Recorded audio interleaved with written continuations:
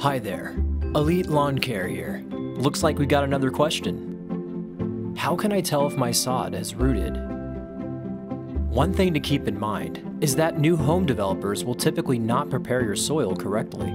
They'll tend to only level the soil and then lay down the turf. So you're going to want to make sure that your soil is not compacted and that it is loosened up enough for your sod to take root. If not, our soil conditioning service here at Elite Lawn Care will help aerate your soil and prepare it correctly for your sod to take root efficiently.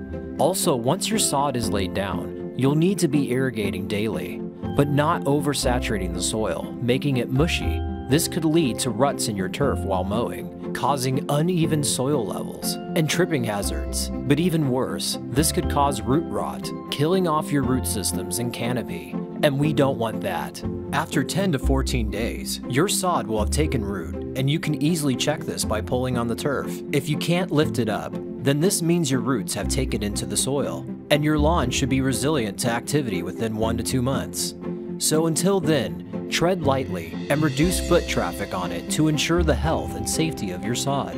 And remember, fertilizing newly planted sod can be tricky, so it's best to leave it to professionals like us here at Elite Lawn Care, where we can make sure your lawn is getting adequate nutrition by proper fertilization. Using our root growth fertilizer will ensure your sod takes root even faster and is firmly planted into your soil. We'll also spot spray for any weeds that may show up on your turf as well. Well, that about covers it. So we'll see you out there on the turf.